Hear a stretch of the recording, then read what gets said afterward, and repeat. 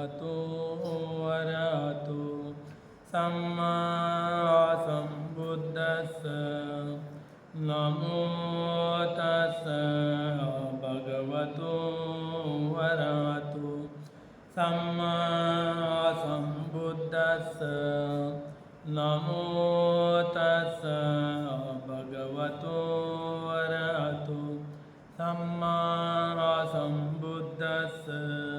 साधु साधु। दयेचे आगर, करुणेचे महासागर, विश्वाला शांती देणारे तथागत भगवान बुद्ध, तसेच त्यांचा सुवाख्यात असणारा हा सद्धम्मावर आरूढ असणारा सदापूजनीय श्रावक संघ, या तीनही रत्नाला माझे त्रिवार वंदन, तसेच माझे गुरुवर्य आचार्य उपाध्याय यांना सुद्धा माझे त्रिवार वंदन। भारतीय घटनेचे शिल्पकार बोधिसत्व डॉ.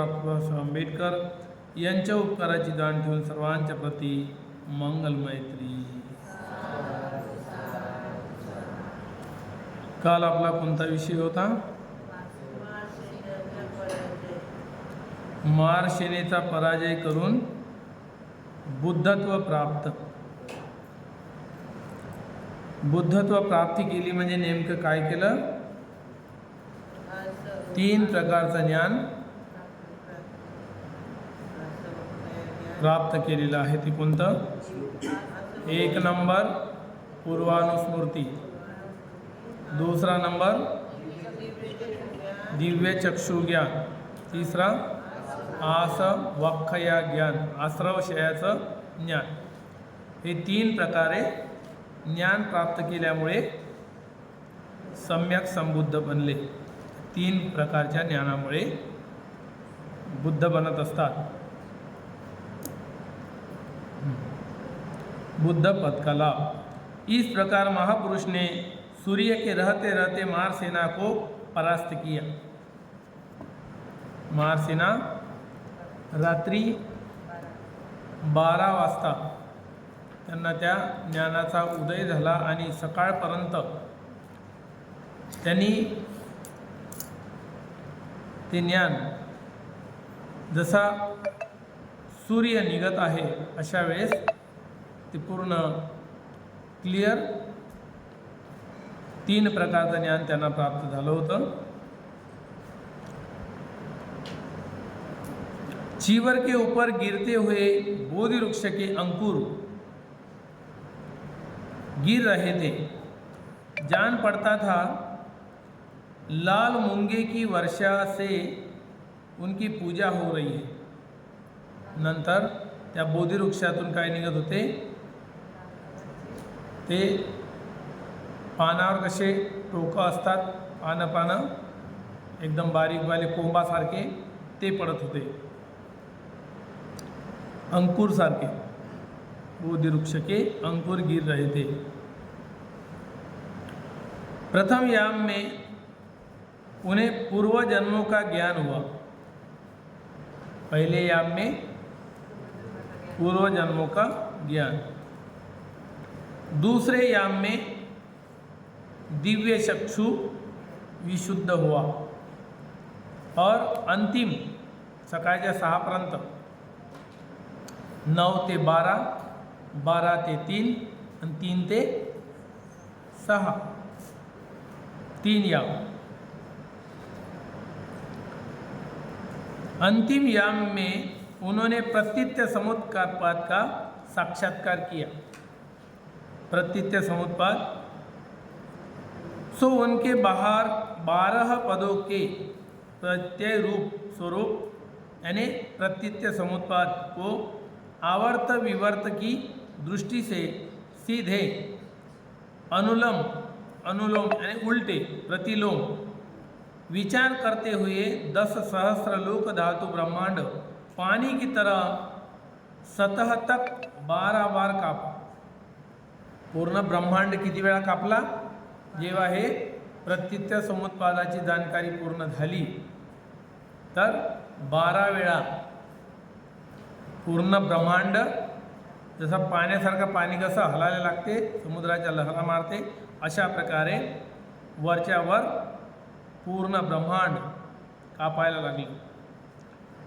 महापुरुष ने 10 सहस्र लोक धातुओं को उन्नादित कर दिन की लाली फटते समय बुद्धत्व सर्वज्ञता का साक्षात्कार किया.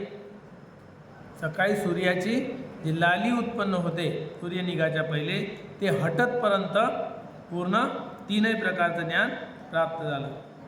उस समय सारे 10 सहस्र लोक धातु सुअलंकृत थे. पूर्व चक्रवाल के छोर पर ध्वजाएं फहरा रही थी. आणि पूर्ण सुंदर दिसायला लागलं. पहाटेच्या टायमामधून जेव्हा उजेड झाला आणि ते लाली हटायला लागली तेव्हा पूर्ण प्रकाशमय जसं काही कोणीतरी ध्वज फडकवत आहे, ध्वज लहरावत आहे. इन पताकाओं की प्रभाएं पश्चिम चक्रवाल के छोर तक पहुंच रही थी. इसी प्रकार पश्चिम चक्रवाल के छोर पर फहराती ध्वजाओं को प्रभावों से पूर्व चक्रवाल की छोर, उत्तर चक्रवाल के छोर पर फहराती उत्तेजित ध्वजाएं दक्षिण चक्रवाल के छोर पर. यानी पूर्वीला फडकवलेला ध्वज पुढे जात होता पश्चिमला, उत्तरचा दक्षिणला. या प्रकारे चारही दिशा भासू लागल्या प्रकाशित. दक्षिण चक्रवाल के छोर पर उड़ाई पताकी प्रभाव उत्तर चक्रवाल के छोर तक पहुंच रही थी. पृथ्वी तल पर उठाई गई ध्वजा पताकाएं ब्रह्मलोक छू रही थी. खाली जमिनीवरून वरपर्यंत पूर्ण तोरण पताका उडून राहिले असं वाटत होतं. और ब्रह्मलोक में उठाई पताकाएं पृथ्वी तल पर पहुंच रही थी. ब्रह्मलोकातल्या पताका पूर्ण जमिनीवर आला अशासारखं वाटत होतं. 10 सहस्र चक्रवाल वाले फूलदार वृक्षों पर फूल खिल गए. फलदार वृक्ष फलों के भार से लद गए. वृक्षों के स्कंद में स्कंद कमल खिल गए. शाखाओं में शाखा कमल, लताओं में लता कमल, आकाश में लटकने वाले कमल और शीला तल को फोड़कर ऊपर ऊपर साथ साथ होकर खिलने लगे. दंडक पुष्प भी खिल उठे. 10 सहस्र लोक धातु घुमाकर रखी हुई माला की सदृश्य पूर्ण ब्रह्मांडामध्ये जशी काही माळा घुमून राहिली गोल अशा प्रकारे पुष्पाप्रमाणे पूर्ण सहस्र लोक धातु 10 सहस्र लोक धातु जशी घुमून राहिली पूर्णच्या पूर्ण ब्रह्मांड अशासारखं दिसू लागलं. चक्रवालों के बीच के 8 सहस्र लोकांतर पहले 7 सूर्यों के प्रकाश से भी प्रकाशित नहीं होते थे. 7 सूर्य एका वेळेस जरी निघाले तरी पूर्णच्या पूर्ण धर्तीवर किंवा ब्रह्मांडामध्ये तेवढा प्रकाश नाही पडत. यावेळेस बुद्ध बनल्याबरोबर असा लख प्रकाश पडला की 2 पर्वतामध्ये सुमेरू पर्वत आणि त्यांच्या पर्वताच्या रांगांमध्ये जो 2 पर्वताच्या मधात जे अंधार असतो दिवसराव चाहे रात्रराव तिथे अजिबात एकमेकाला प्राणी दिसत नाही. आजूबाजूला जवळ असून सुद्धा दिसत नाही. दोन्ही पर्वताच्या मधात इतका गडद अंधार असतो. अशा वेळेस बुद्धत्व प्राप्त झाल्याबरोबर इतका भयानक लख प्रकाश होते की 7 सूर्य निघाले तरी तेवढा प्रकाश होणार नाही. इतका लख प्रकाश तेव्हा झाला बुद्धत्व प्राप्ती झाल्याबरोबर. आणि ते प्राणी सर्व एकमेकाला दिसू लागले आणि तेव्हा माहीत झालं की माझ्या बाजूला सुद्धा कोणता तरी प्राणी आहे. त्या 2 विशाल पर्वताच्या मधात अंधार असतो, गडद अंधार. तेव्हा मात्र बुद्ध उत्पन्न होतात. तेव्हा मात्र तो लख प्रकाश पडतो की बाजूचा सर्व झाडं झुडपं सर्व दिसून पडतो. सर्व फुलं सुद्धा निघाले, फळं लागायला लागले. अब चारों ओर प्रकाश से प्रकाशित एको भाषा हो रहे थे. 84,000 योजन गहरा महासमुद्र मीठे जल वाला हो गया था. बुद्धत्व प्राप्त झाल्याबरोबर जो गहरा 84,000 योजन खोल आहे तो समुद्र, महासमुद्र त्यावेळेस त्याचं पाणी पूर्ण गोड वाटायला लागलं. नदियों का बहना रुक गया, नद्यांचा पूर थांबले आणि थांबलं, शांत झालं. जन्मांध को रूप दिखाई देने लगा. जो जन्माने आंधळा होता त्याला नवीन दृष्टी आल्यासारखी, एवढा लख प्रकाश त्याच्या डोळ्यासमोर पडला, असं वाटलं की त्याला मला काहीतरी दिसलेलं आहे. जन्माने आंधळा आहे आणि त्या दिवशी त्याला काहीतरी चमकलं, असं काहीतरी दिसत आहे, प्रकाश आलेला आहे असं वाटायला लागलं त्याला. जन्माने आंधळे असणाऱ्या व्यक्तीला काही दिसत नाही, पण त्या दिवशी तो लख प्रकाश दिसू लागला. जन्म के बहरे शब्द सुनने लगे, की कानाने बहिरे आहे त्यांना असा जोराचा भयानक ध्वनी झाला की जसा स्फोट झाला कायचा तरी, ते आवाज त्यांच्या पूर्ण मस्तिष्कापर्यंत गेली. जन्म के पंगू पाव से चलने लग गए, जे जन्माने लंगडे आहे ते सुद्धा त्या दिवशी त्या प्रकाशामध्ये चालू लागले. बंदियों की हथकड़ियाँ बेड़ी आदि बंधन टूट कर गिर गए, जे लोक बंदिस्त होते असे लोक त्याचे सारे बंधन तुटले, तो आघात झाल्यासारखं वाटू लागले. इस प्रकार अनंत प्रभा शोभा से पूजित हो अनेक प्रकार की आश्चर्यमय घटनाएं घटित हो गई. अशा अशा घटना घडल्या की आपण त्याच्यावर विश्वास ठेवू शकत नाही, अशा घटना घडल्या. त्या बुद्धत्व प्राप्त झाल्याबरोबर त्यावेळेला आश्चर्यकारक घटना घडल्या. तब बुद्ध ने बुद्धत्व ज्ञान का साक्षात्कार कर सभी बुद्ध द्वारा कहे गए उदान प्रीतिवाक्य को कहा. उदान म्हणजे भगवान बुद्धाच्या मुखातून निघलेलं खुशीचं वाक्य, त्याला म्हणतात प्रीतिवाक्य. खुशी खुशी बोलतात प्रसन्न हो, तेव्हा त्याला प्रीतिवाक्य म्हणतात, उदान म्हणतात. तर भगवान बुद्धाच्या या वचनावर, प्रीतिवाक्यांवर जेवढे जेवढे वाक्य भगवान बुद्धांनी प्रसन्न होऊन उच्चारले, स्मित केलेल्या चेहऱ्याने ते बोलले, त्या त्या वाक्यांचा एक ग्रंथ बनला. त्याचं नाव काय आहे? उदान. त्या ग्रंथाचं नाव आहे उदान. उदान म्हणजे प्रीतिवाक्य, त्याला म्हणतात उदान नावाचा ग्रंथ आहे.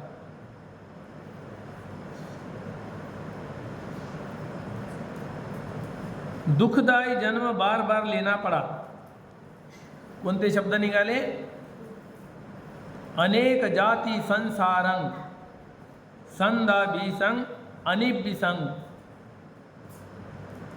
गहकारकं गवे संतो दुःखा जाती पुनंग पुनंग.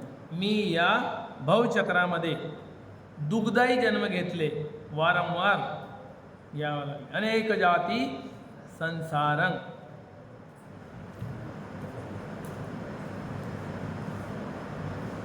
मैं संसार में शरीर रूपी गृह को बनाने वाले गृह कारक को पाने की खोज में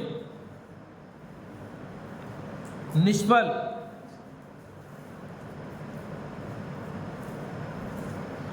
भटकता रहा, लेकिन गृह कारक अब मैंने तुझे देख लिया. काय म्हणते? यांना तिकडे करा बरं, डिस्टर्ब होते इथून.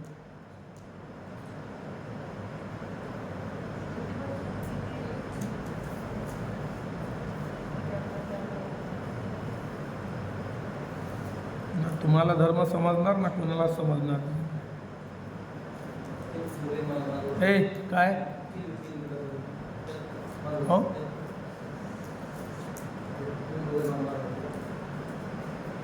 शांत राहा. कोणतं वचन निघालं पहिलं सांगा बरं? काय ऐकत आहे आतापर्यंत? प्रीतिवाक्य निघालं ते कोणतं आहे?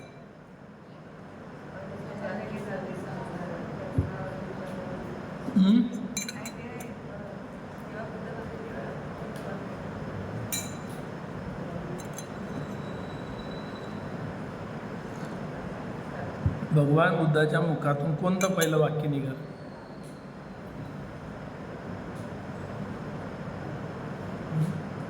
प्रतीच्या समुद्रामध्ये शेवटचे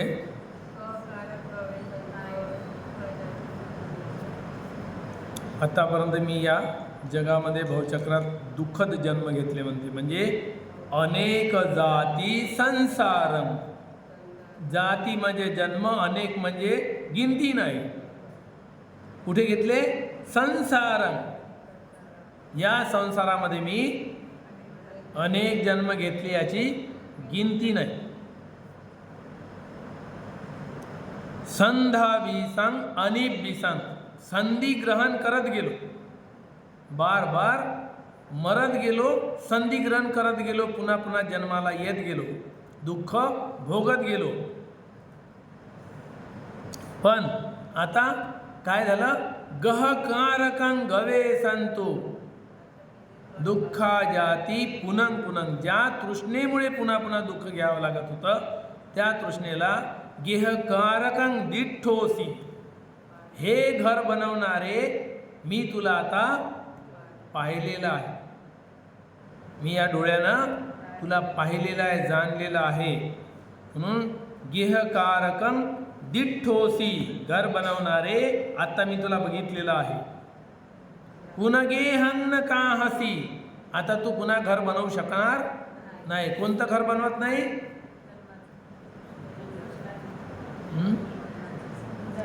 कोणतं घर बनवणार नाही?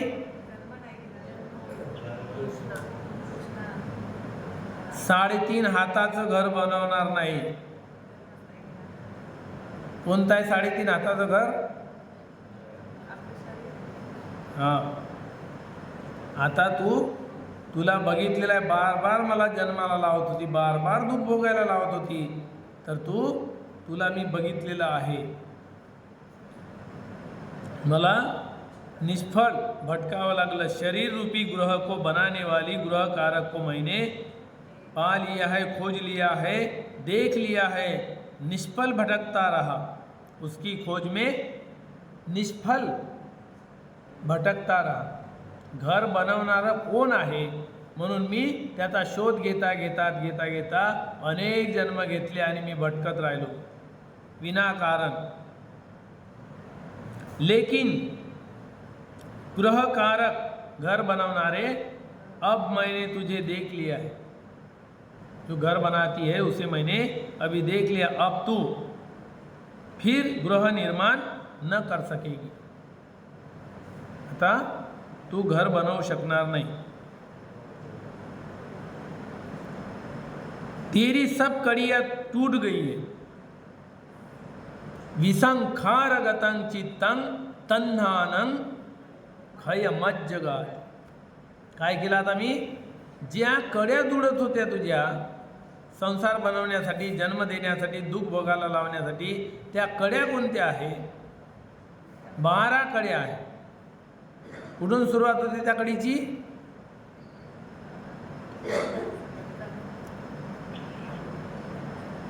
जन्माला घालणाऱ्या कडीची, अज्ञानाची सुरुवात कुठून होते?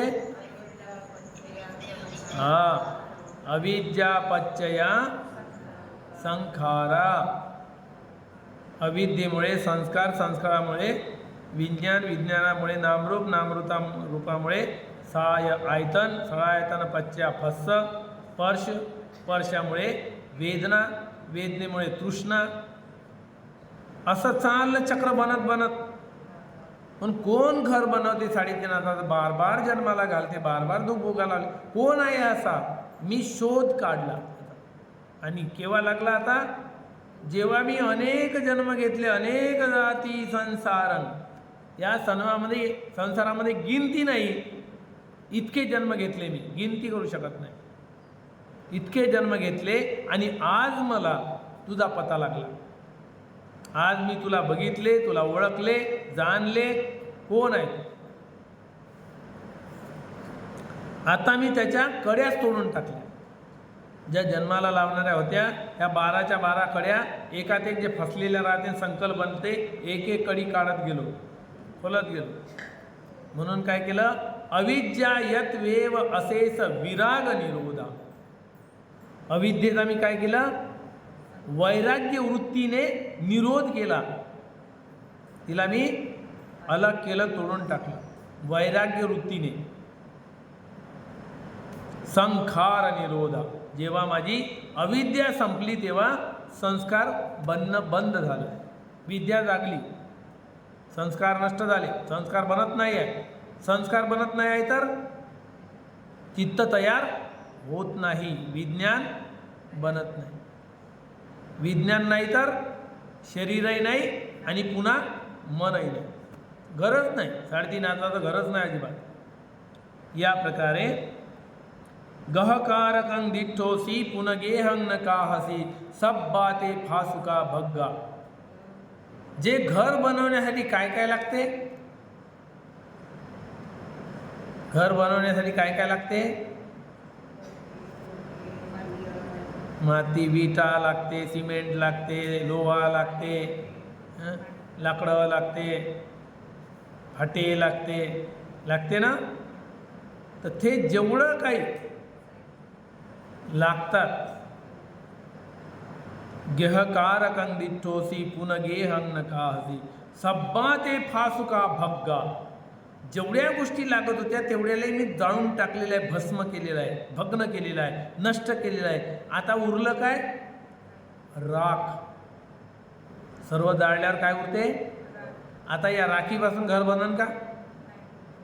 सिमेंट नाही, लोहा नाही, गिट्टी नाही, रेती नाही, दगडं नाही, लाकडं नाही, सर्वाची राख झाली. आता नुसत्या राखीपासून घर बनन का, शक्य नाही. म्हणून जेवढे काही संस्कार होते, विसंखारगतं चित्तं तन्हानं खयमज्जगाति, जे मी माझं चित्त आहे संस्कार विरहित केलेलं आहे. विसंखारगतं चित्तं, संस्कार में मेरे चित्त में जितने भी संस्कार थे सबको मैंने जला दिया, भस्म कर दिया, राख बना दी. अभी तो घर बना नहीं सके, बना ही नहीं सकती. मटेरियल लगता है, लोहा गिट्टी सीमेंट रेती, वो सब जला दिया, उसकी राख बना दिया. अभी मकान बनाने के लिए मटेरियल ही नहीं, अभी घर बन नहीं सकता. जितने भी संस्कार थे मुझे बार बार जन्म देने वाले, सबको मैंने भग्न किया, नष्ट किया. अभी तू घर नहीं बना पाएगी. विसंखारगतं चित्तं तन्हानं खयमज्जगाति, सभी तृष्णाओं का नाश किया, क्षय किया. खयमज्जगाति, अभी घर बनाएगी नहीं. गृह निर्माण न कर सकेगी, तेरी सब कड़ियाँ टूट गई है, गृह शिखर बिखर गया. चित्त निर्वाण प्राप्त हो गया है, चित्त तृष्णेतून बाहेर निघालेला आहे, निर्मळ झालेला आहे, मुक्त झालेला आहे. आता काही पुन्हा दुखाचा जन्म होणार नाही. तृष्णा का क्षय देख लिया है. मैंने घर बनाने वाली को भी देखा, दुख को भी देखा, और दुख के नष्ट को भी देखा, निर्वाण को देखा. तृष्णा का क्षय देखा, तृष्णा की उत्पत्ति देखी और तृष्णा का क्षय देखा, दोनों देखा. 12 कड़ी ऊपर जाती है निर्वाण की तरफ, 12 संसार की तरफ जाती है. सेंटर है ये. अविद्या क्या है, सेंटर है, बीच में है. यहाँ से सेंटर से अगर ऊपर जाएंगे तो निर्वाण, और नीचे जाएंगे तो जन्म ही जन्म है, संसार ही संसार. बार बार जन्म, बार बार बीमारी, बार बार बुढ़ापा, बार बार मरण. पीछा नहीं छोड़ेंगे. ये सेंटर को हटाना पड़ता, जहाँ से ट्रेन जाती है, जहाँ से घर बनता है. ये सेंटर को तोड़ो, अपने आप रेल जाएगी नहीं. दोनों पटरी इधर भी तोड़ दी और इधर भी तोड़ दी, सीधी आई तो वहाँ से चौकी नहीं है, जंक्शन खत्म, इसलिए आगे नहीं जाएगी. तृष्णा का क्षय देख लिया. यह तुषित देवलोक से आरंभ करते करके यहाँ बोधिमंड में बुद्धत्व, सर्वज्ञता को प्राप्ति तक की बात अविदुरे निदान में कही गई है. ये सब अभी बुद्ध हो गए, यहाँ तक अपन ने देख लिया है. ये क्या था, अभी दूरे निदान। अभी आगे क्या है, बोधि वृक्ष के आसपास 7 सप्ताह जो बिताते हैं वो भी हो गए थे अपने, उसको कहते हैं संति के निदानम। अभी बोधी वृक्षाच्या भोवतालचा जो दिवस काढणार आहे त्याला संति के निदानंग म्हणतात। आणि पूर्वी आपण पाहिलं ते अविदुरे निदानंग, इथपर्यंत बुद्धत्व प्राप्तीपर्यंत अविदुरे निदानंग खतम झालेलं आहे। आता सुरू होते संति के निदानंग, बोधी वृक्ष के आसपास। या प्रकारे त्यांनी तृष्णेचा नाश केला आणि 3 तऱ्हेचं ज्ञान 3 प्रहरमध्ये प्राप्त केलं। तर अशा प्रकारे आपण कोणता नाश केला, कशामुळे नाश केला, काय भग्न केलं, कोणती गाथा आहे, अनेक जाती संसारं, या संसारामध्ये मी अनेक जन्म घेतले त्याची गिनती नाही। अनेक जाती संसारं, संधा बिसंग बिसंग, संधारण करत गेलो, प्रतिसंधी होत गेली गर्भामध्ये आणि त्या शरीर धारण करत गेलो। संधारण, संधा बिसंग आणि बिसंग। गहकारकं, कशामुळे घर बनत गेलं, गहकारकं गवे संतो, जो घर बनवणारी होती, ज्याच्यामुळे मी बार बार दुःखा जाती पुनंग पुनंग, पुन्हा पुन्हा दुःखात पडत गेलो। घर बनवणारी जोपर्यंत होती तोपर्यंत पुन्हा पुन्हा दुःखात पडत गेलो। त्यानंतर दुःख बंद झालं केव्हा, विसंखारगतं चित्तम, म्हणजे गेहकारक दिठ्ठोसी। केव्हा घर बनणं बंद झालं, जेव्हा घर बनवणारीलाच बघितलं। कोण बनवणार आहे घर, 3.5 हाताचं कोण शरीर निर्माण करते, तो कोण आहे, तृष्णा। तृष्णेमुळे आपलं हे घर बनते। तर अविद्याला कारणीभूत आहे, अज्ञान कारणीभूत आहे तृष्णा उत्पन्न करण्यासाठी। म्हणून गेहकारकं दिठ्ठोसी, गेह म्हणजे घर, कारक बनवणारी, दिठ्ठोसी म्हणजे तिला मी बघितलं, घर बनवणारीला मी बघितलेलं आहे। गेहकारकं दिठ्ठोसी पुनगेहं न काहसी, आता तू अजिबात घर बनवू शकणार नहीं, पुनगेह न काहसी। क्यों, अभी घर क्यों नहीं बनाएगी, पुनगेहं न काहसी, क्यों, सब बातें फासुका भग्गा, जितनी भी बातें थी सबको मैंने भग्न कर दिया, नष्ट कर दिया है। तो 12 बातें थी संसार बनाने की, जीवन बनाने की, बार बार जन्म लेने की, और सब कड़ी में कड़ी बंद थी, इसलिए बहुत बड़ी लंबी संकल्प बनी थी। वो संकल्प को एक एक कड़ी में से कड़ी निकालते गया और उसको तोड़ते गया, जलाते गया, राख बनाते गया, और संस्कार की कड़ी जुड़ती जाती थी। वो संस्कार की कड़ी ही बीच में से तोड़ तोड़ के निकाला, संकल्प खत्म, अभी आगे बढ़ेगी नहीं। तो संस्कार विरहित चित्त हो गया, विसंखारगतं चित्तं तन्हानं क्षयमज्जगाति, तृष्णा का क्षय कर दिया, तृष्णा को नष्ट कर दिया, इसीलिए आगे बढ़ेगी नहीं। यहाँ तक अपन ने देख लिया है। तर यहाँ तृष्णेचा क्षय केल्यामुळे बुद्धत्व प्राप्त झालेलं आहे आणि म्हणून आता घर बनवणारीला बघितलेलं आहे। केव्हा म्हणते, बुद्धत्व प्राप्ती झाल्यावर म्हणते। घर बनवणारीला मी पाहिलं, आपण कधी पाहिलं, आणि आपण तर वरच्यावर तर सर्व जसं काही मीच सर्व पाहिलं नाही, पुनर्जन्म नाही आहे, नाही कोण म्हणते पुनर्जन्म आहे, म्हणजे सर्व बुद्धापेक्षा पहिलेच आपल्याला माहीत झालं, निर्णय देऊन टाकतो पुनर्जन्म नाही आहे, कोण म्हणते पुनर्जन्म आहे। आणि बुद्ध काय म्हणतात, अरे अनेक जाती, मी जन्म घेतले अनेकी गिनती करू शकत नाही, तू काय सांगतो, सरळ बुद्ध। आणि आम्ही सरळ निर्णय देऊन टाकतो, नाही नाही पुनर्जन्मच नाही, नाकार। बुद्ध सरळ म्हणतात, पहिली गाथा ही ज्ञानप्राप्तीच्या झाल्याबरोबरची पहिले उदाहरण प्रीतिवाक्य की अनेक जन्मामध्ये मी दुःख भोगत राहिलो, फिरत राहिलो, बार बार जन्म घेत राहिलो, पण जेव्हा मी जन्म घालणारीला पाहिलं की कोण जन्म घालते, तर तुम्हाला जर म्हणलं की तुम्हाला जन्म कोणा घातला, तुम्ही कोणाचं नाव सांगा सरळ सरळ सरळ कोण आहे? आई वडील. पण खरं उत्तर आहे का त्याचं? नाही. आई वडील त्याला कारणीभूत ठरले, परंतु आपला जन्म घेण्याचं मुख्य कारण वेगळंच आहे. ती आहे तृष्णा. अविद्या, अज्ञानामुळे तृष्णा उत्पन्न करत गेलो आणि बार बार दुःखात पडत गेलो. तर मायबाप कारणीभूत नाही आहे, कारणीभूत आहे आपल्याला तृष्णा. तर अशा प्रकारे आपण पाहिलं की आता भगवान बुद्धाचा कधी जन्म नाही आहे, म्हणजे तो व्यक्ती नाही जन्माला येणार. बुद्धत्व तर या धर्तीवरच आहे. बुद्धत्व कुठंच गेलेलं नाही, बुद्धत्व जातही नाही, बुद्धत्व नष्टही होत नाही, आणि बुद्धत्व जन्मही घेत नाही. बुद्धत्व प्रत्येक व्यक्तीमध्ये पडून आहे, आणि प्रत्येक व्यक्ती बुद्धांकुर आहे, बुद्धाचा अंकुर आहे. आणि बुद्धाने सांगितलं सिद्धार्थ गौतम बुद्ध बनला, त्यांनी सांगितलं बुद्ध बनल्यावर प्रत्येक व्यक्ती बुद्ध बनू शकते. पण मी ज्या मार्गाने जाऊन प्रयत्न केले त्यांनी जर केले तर मग सर्वात पुण्य समान थोडा आहे की बुद्ध बनणार आहे. पण मुक्त होऊ शकते.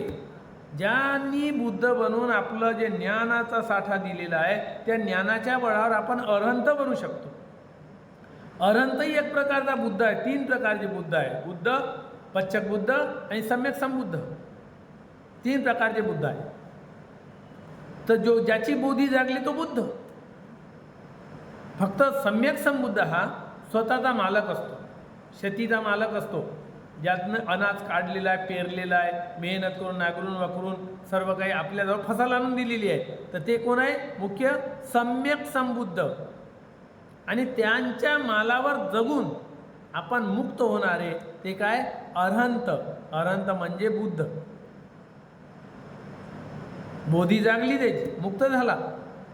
बोधी कोणाचीही जागू शकते, म्हणून मुक्त कोणीही होऊ शकते. म्हणजे बुद्धत्व बाहेर नाही आहे, आपल्या प्रत्येकाच्या अंदर आहे. फक्त सिद्धार्थ गौतमाने ज्या मार्गाने चालून बोधी प्राप्त केली तोच मार्ग आपल्याला बुद्ध झाल्यावर सांगितला, आणि त्या मार्गाने जर गेलो तर आपल्यालाही बोधी प्राप्त होते.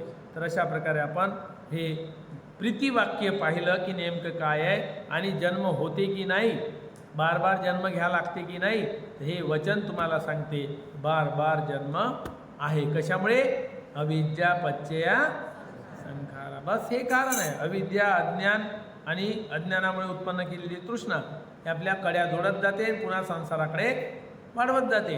म्हणून त्यांनी दोन्ही बाजू चेक करून पाहिल्या. वरत जाणारी, खालता येणारी. वरत जाऊन खालता येऊ, खालून पुन्हा वर जाऊन पाहिलं. इकडून तपासली, तिकडून तपासली. जन्म घ्यायला कोण लावते, जन्माचा बंधनं कोण तोडते. दोन्ही बाजू ज्या चेक केल्या त्यांना जन्माला घालणारी भेटली आणि जन्म नष्ट करण्याचा मार्गही सापडला. दोन्ही बाजू सांगितल्या त्यांनी. तर अशा प्रकारे आज आपण या धम्माला जाणलेले आहे की बुद्धांनी कोणते प्रीतिवाक्य उच्चारलेले आहे आणि ते आपल्याला कुठे पोहोचवतात, काय करतो. तर याची जाण केली, तर जाणून घेतलं. त्याच्यानंतर आपल्याला काय करणे आहे, त्याचा धम्माला जाणून आपण आपल्याही कड्या तोडण्यासाठी प्रयत्न करणे, की ज्या भावचक्राकडे आपल्याला वळवतात त्या कड्या तोडाव्या. आणि हे आपल्यासाठी एक भगवान बुद्धाची शीख आहे, तो उपदेश आहे की प्रत्येक व्यक्ती मुक्त होऊ शकते. तर अशा प्रकारे आज आपण धम्मश्रवण करून जे पुण्य अर्जित केलेलं आहे, हे पुण्य कर्म चारही दिशेला असणारे देवतागण स्वीकार करो. या पुण्याच्या बलाने ज्यांना श्रद्धाशील सुत्याग प्रज्ञा प्राप्त हो, बुद्धाच्या शास्त्रामध्ये उत्तम 4 आर्य सत्य साक्षात करण्याचे भाग्य मिळो. संपूर्ण विश्वातील दृश्य अदृश्य प्राणी मात्राविषयी मंगल मैत्री करूया. आपल्या कुळातील कालगत झालेल्या लोकांच्या प्रति सुगतीची कामना करूया. आपल्यावर अनुकंप करणारे गुरुजन, आचार्य, उपाध्याय, जन्म देऊन महान उपकार करणारे उपकारकर्ता माता पिता, संकटकाळी मदतीला धावून येणारे ज्ञातिगण, या सर्वांपर्यंत हे पुण्यकर्म पोहोचो. पुण्याच्या बलाने त्यांच्यावर येणाऱ्या साऱ्या आपत्ती, विपत्ती, दुःख, भयरोग नष्ट हो. त्यांच्या उद्योगधंद्यामध्ये, व्यवसायामध्ये अभिवृद्धी हो. ते बुद्ध शासनामध्ये राहत हो. त्यांना श्रद्धाशील त्याग प्रज्ञा प्राप्त हो. सिद्धार्थ गौतम बुद्धाच्या शासनामध्ये उत्तम 4 आर्य सत्य साक्षात करण्याचे भाग्य मिळो.